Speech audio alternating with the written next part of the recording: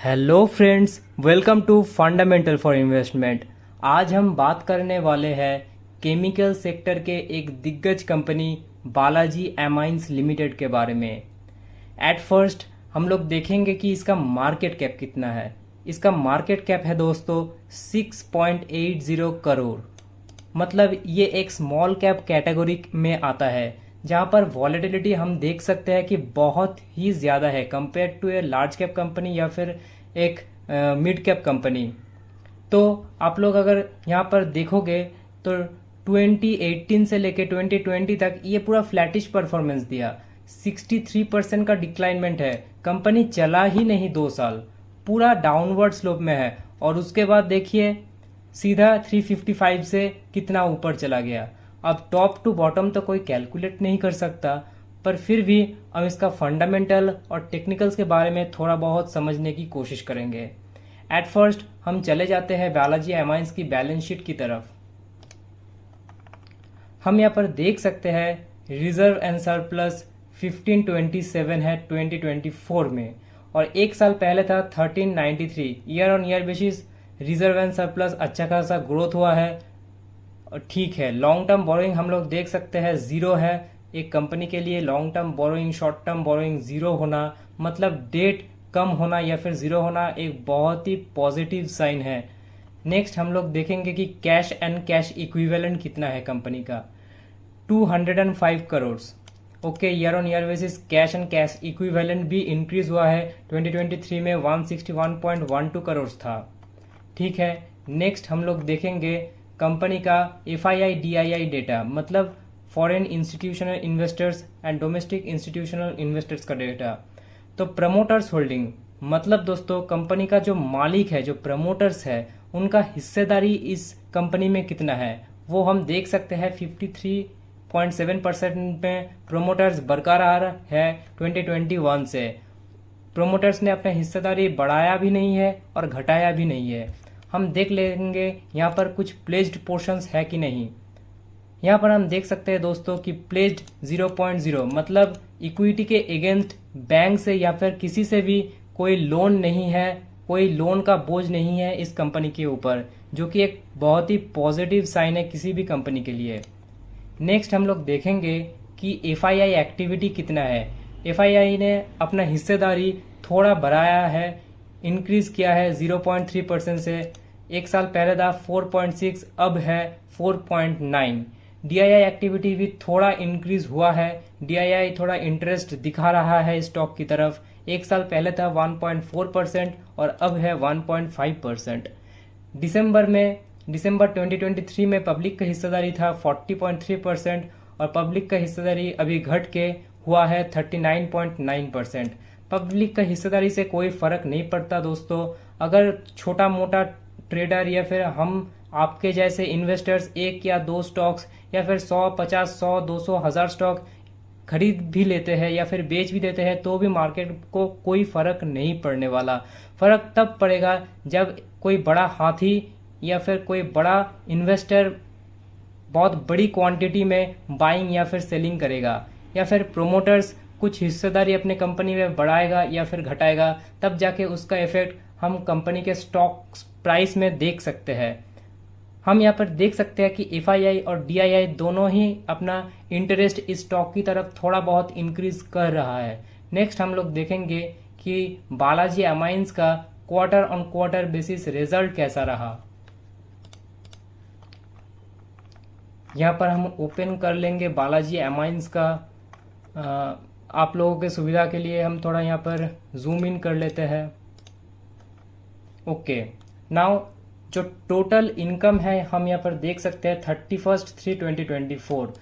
यहाँ पर 31/3/2024 में अच्छा खासा इंक्रीज है। एक क्वार्टर मतलब कि 3 महीना पहले बस 16,308 करोड़ का रेवेन्यू था या फिर इनकम, सॉरी मैंने थोड़ा बहुत गलत देख लिया यहाँ पर। 3 महीना पहले था 31,419 करोड़ का टोटल प्रॉफिट, अब है 37,295। फ्लैटिश भी नहीं है, एक डिसेंट ग्रोथ नज़र आ रहा है। और ईयर ऑन ईयर बेसिस अगर हम देखें तो भी एक अच्छा खासा तो नहीं कह सकते, एक अच्छा फ्लैटिश अपवर्ड मूवमेंट हम लोग देख पा रहे हैं। एक साल पहले था 35,093 करोड़ और अब है 37,295 करोड़ का टोटल इनकम। एक डिसेंट अपवर्ड मूवमेंट हमको टोटल इनकम में दिख रहा है। और इनकम के बाद आ जाता है एक्सपेंसेस। एक्सपेंसेस मतलब इतना कमाने के लिए खर्चा कितना हुआ है। एक्सपेंसेस है 28,824 इस क्वार्टर में, मतलब 37,295,000 कमाने के लिए 28,824 खर्चा हुआ है, जो कि 3 महीना पहले था 25,858 और एक साल पहले था 29,994 करोड़। उसके बाद हम आ जाएंगे प्रॉफिट बिफोर टैक्स में। 7 नंबर पॉइंट में हम लोग देख सकते हैं यहाँ पर जो टोटल प्रॉफिट है बिफोर टैक्सेस वो है 8,470 करोड़। 3 महीना पहले था 5,560 करोड़ और एक साल पहले था 5,099 करोड़। एक अच्छा खासा ग्रोथ हम लोग प्रॉफिट में देख सकते हैं। उसके बाद हमको टैक्स देना है और जो टोटल प्रॉफिट है मतलब जो नेट प्रॉफिट है वो हमारे पास आ जाएगा। हम यहाँ पर देख सकते हैं पॉइंट नंबर 9 में प्रॉफिट फॉर द पीरियड यहाँ पर दिया हुआ है 6,259 करोड़ का। एक डिसेंट फिगर हम लोगों को देखने को मिल रहा है, जो कि 3 महीना पहले था 4,155 करोड़ और एक साल पहले था 3,722 करोड़। एक अच्छा खासा movement year on year basis में हम लोगों को नज़र में आ रहा है और क्वार्टरली भी कंपनी ने अच्छा परफॉर्मेंस दिया है। और अगर हम देख लेंगे अर्निंग्स पर शेयर कितना है, वो है 19 रुपीज़ 32 पैसा, जो कि 3 महीना पहले था 12 रुपीज़ 82 पैसा और एक साल पहले था 11 रुपीज़ 59 पैसा। वाह दोस्तों, यहाँ पर हम लोग देख सकते हैं कि नियर अबाउट 100% का year on year basis EPS jump किया है। नियर अबाउट 100% तो हम नहीं कह सकते, पर 100% के आसपास होगा शायद। और अगर हम कैलकुलेट करें कि प्रॉफिट का कितना परसेंट इंक्रीज हुआ है क्वार्टर ऑन क्वार्टर बेसिस या फिर ईयर ऑन ईयर बेसिस, हम यहाँ से कैलकुलेट कर सकते हैं। आप लोगों के लिए मैं कैलकुलेट कर देता हूँ। चलिए, जो इस क्वार्टर का टोटल नेट प्रॉफिट है वो है 6,259। उससे हम माइनस करेंगे ईयर ऑन ईयर बेसिस में, मतलब एक साल पहले जो प्रॉफिट हुआ था वो है 3,772। इसको हम कैलकुलेट कर लेंगे, आ गया है 2,487। इसको हम इंटू करेंगे 100 के साथ, डिवाइड करेंगे बेस ईयर, मतलब एक साल पहले का जो प्रॉफिट है उसके साथ हम लोग डिवाइड करेंगे 3,772 के साथ। अगर हम डिवाइड करें तो ईयर ऑन ईयर बेसिस हम देख सकते हैं कि 65.93% का इंक्रीमेंट हुआ है नेट प्रॉफिट में। और अगर हम क्वार्टरली इसको देखने जाए तो हमको फिर से कैलकुलेट करना पड़ेगा। मैं आप लोगों के लिए कर देता हूँ। 62,559 से माइनस करेंगे 4155 इक्वल्स टू 2104 इंटू 100 कर देंगे इक्वल्स टू डिवाइडेड बाई जो बेस ईयर का, मतलब जो 3 महीना पहले का प्रॉफिट है। अभी हम लोग quarter on quarter basis jump देख रहे हैं। पहले हमने देखा था ईयर ऑन ईयर बेसिस कितना परसेंटेज का इंक्रीज हुआ है। अभी हम देख लेंगे कि क्वार्टर ऑन क्वार्टर बेसिस कितना इंक्रीमेंट हुआ है इन टर्म्स ऑफ प्रॉफिट। तो डिवाइड करेंगे इसको, जो बेस ईयर है 4,155 जो प्रॉफिट हुआ था 3 महीना पहले का, उसके साथ करेंगे तो क्वार्टरली हम लोग देख सकते हैं कि 50.63% का एक डिसेंट इंक्रीमेंट हम लोगों को दिख रहा है कंपनी का नेट प्रॉफिट में। इसके बाद हम लोग आ जाएंगे बालाजी अमाइंस का जो शेयर प्राइस है उसके तरफ। अभी आप लोग एक डाउट हो सकता है आप लोगों के कि कंपनी का quarter on quarter basis year on year basis number अच्छा है, फिर भी कंपनी डाउनफॉल क्यों दे रहा है। यही खासियत है दोस्तों एक स्मॉल कैप कंपनी का।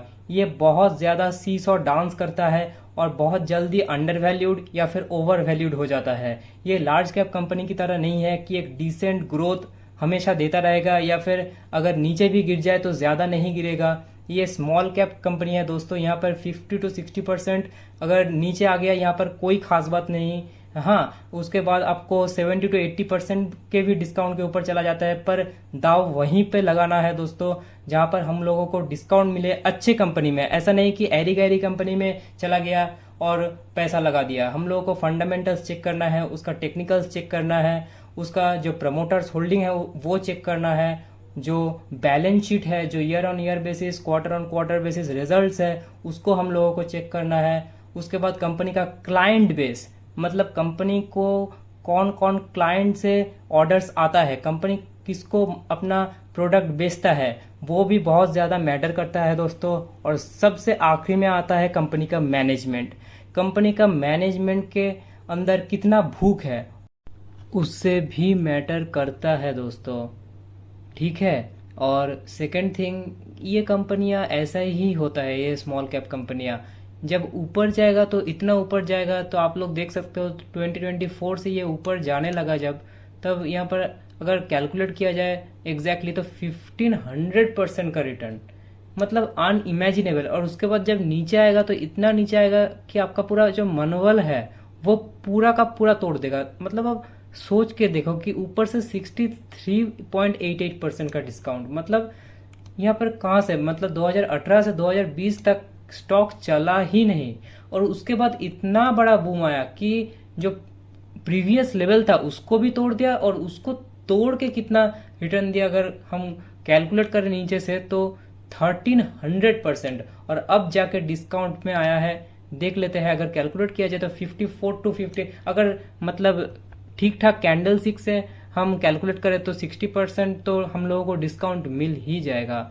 तो ऐसा ही होता है दोस्तों, स्मॉल कैप कंपनियां में 2-3 साल चलेगा ही नहीं, और उसके बाद इतना बड़ा बूम आएगा मार्केट में या फिर इस पर्टिकुलर स्टॉक में कि रुकने का नाम ही नहीं लेगा। तब लगेगा कि यार कितना बढ़ेगा कितना बढ़ेगा, तब आपका प्राइस नहीं आएगा, या फिर प्राइस आ भी जाएगा तो लगेगा कि यार ये थोड़ा ओवर वैल्यूड है, अब नहीं खरीदते हैं। तो स्टॉक मार्केट ऐसा ही है दोस्तों, जब अंडर वैल्यूड रहता है कोई चीज़ तब हम लोगों को लगता है कि यार ये और कितना गिरेगा, जब ओवर वैल्यूड होने का समय आता है या फिर होने लगता है तब हमको लगता है कि यार ये और कितना बढ़ेगा। इस वीडियो में बस इतना ही, मिलते हैं नेक्स्ट वीडियो में, बाय।